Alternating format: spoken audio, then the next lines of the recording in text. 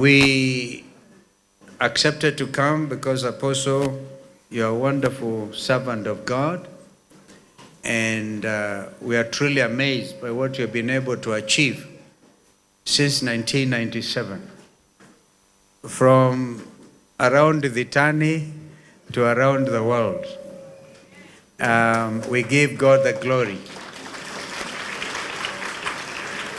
So that we do not cause an interruption, we wanted to deliver some messages, leadership messages, and then we will continue. Because when the aspirants decided to go there, mbele ya madhabahu, anaanza kuchitangazia pale, I was expecting you exercise your authority to throw them out and bring them back here.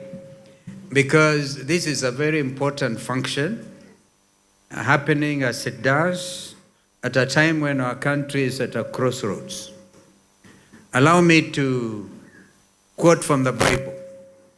And I don't want to misquote, because sometimes we misquote from the Holy Book. And I met a friend you may know, Apostle Musili, called Reverend Modhukia. He was with us in the village when we were escorting our elder cousin out in Sekuru. And one of his pastors wanted to read, he said, read this and this, and he was reading from the smartphone. Reverend Modhukia told him, wait a minute, you read from the Bible, not from the smartphone. I know that we have all gone digital, and it is important, I think, once in a while, if you want authenticity, because there are very many translations actually on the smartphones. But I thought we could, with your permission, before I call my colleagues, the giving we'll do after that, if you allow us, but so that we also really take time to honor the Lord by our presence here, and to honor the work of this ministry, ATG International, Deliverance International, and the tremendous work that you have been able to achieve and accomplish. I want to give personal testimony that I know you, Apostle Musili, and as you said, a great friend of our fallen leader, the late Prime Minister Raila Amolo Odinga. You stood with him through thick and thin. You stood for what is fair and what is just.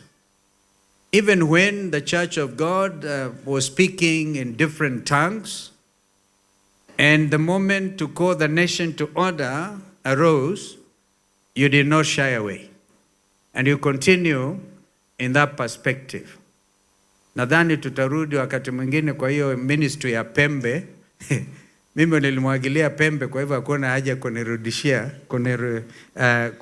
Ukiona inatosha tena, maybe we'll submit ourselves. But can I just hold this? Let me just wear I'm very poor at wearing glasses. Just hold this one. Give it to me now. I want my Bible.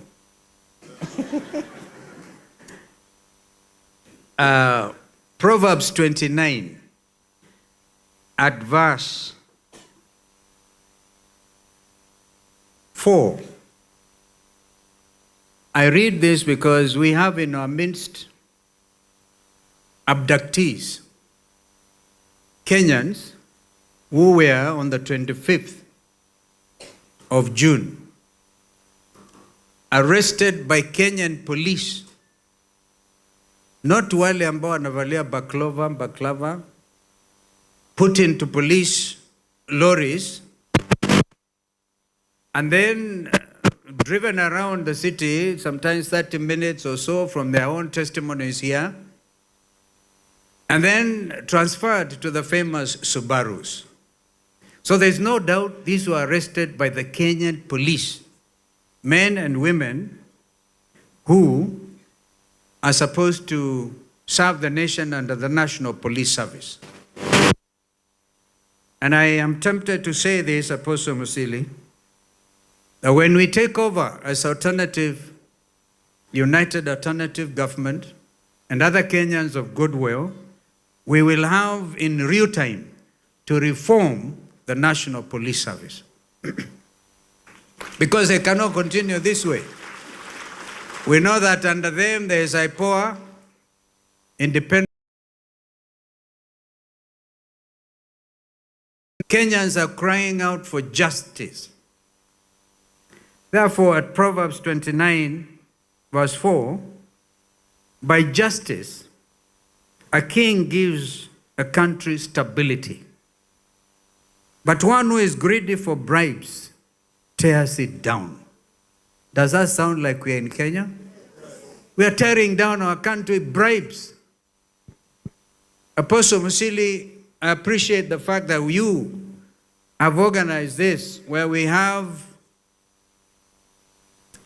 the bishops, the apostles, like my friend Apostle Ikui, and I'll share what my friend Eugene and I think about Ikui. We'll look for a job for him, afanye mambo ya treasury.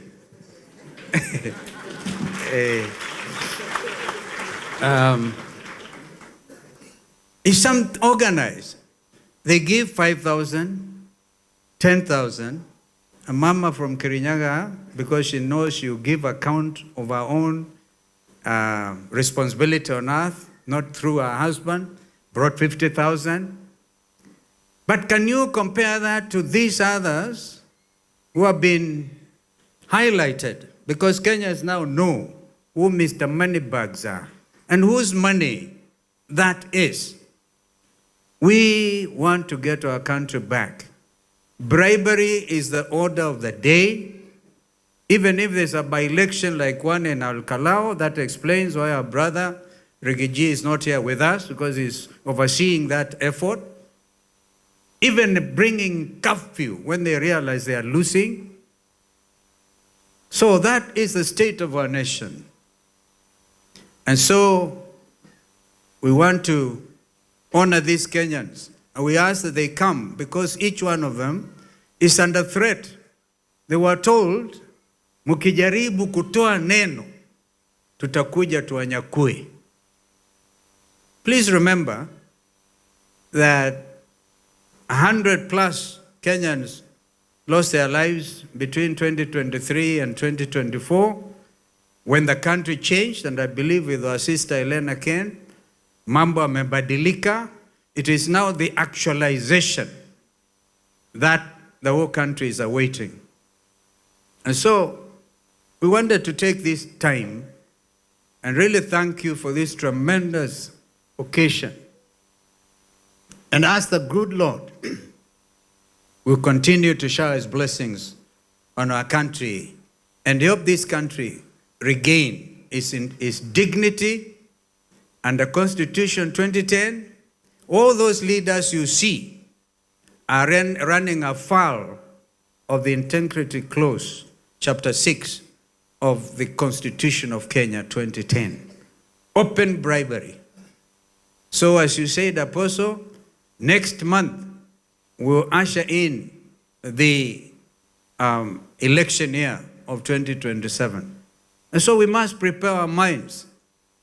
And as we do so, we must also appreciate these brothers who are here. Our sister Mother Karua was with Mheshimiwa Matiang'i yesterday out in Kisumu. We are a team. So Kenyans, please don't fall into that trap of propaganda. CG boardroom meetings so that you get disoriented. We believe when we say it, and it's become a mantra, we all believe together with our other teams in Linda Mwananchi, because they are Kenyans as well, Kenyan leaders, that we are going to unite appropriately and make William Ruto's administration one term.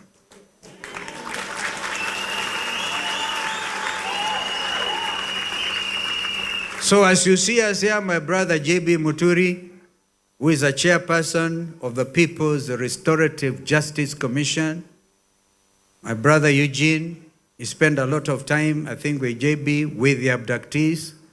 Young man Bernard Kavuli there, thank you for even arranging to come with them. And my brother Fred Matiang'i, and as I said, our brother Rigi G. Please, media, we celebrate you. And particularly, the only voice remaining now is Standard Media. That's why you get a whole head of state going on Twitter, attacking the leadership of media houses. Freedom of the media is so important at this time that we cannot play with it. So those are my remarks for now, as I give assurance on behalf of my colleagues that can also speak on their own behalf. Coalition making and coalition building is never an easy task. That I can tell you. And so when we do these things the way we will choose to do them, please give us that time. Do not make it look like we are. Because we know the only card President William Ruto wants to play is to divide this team. Because he knows without this team being divided, he is one term. It doesn't need the scientific mathematics to know when you add all these numbers, there is absolutely no way he's not going to be one term. And it is not that we are disrespectful to those in authority, but the time has come in our country's history to call us paid as paid. We have a country to liberate. It is liberation time. And we repeat, the next election will not be the one for people to think they can steal, because it is not be possible. You cannot continue doing that thing in Kenya anymore.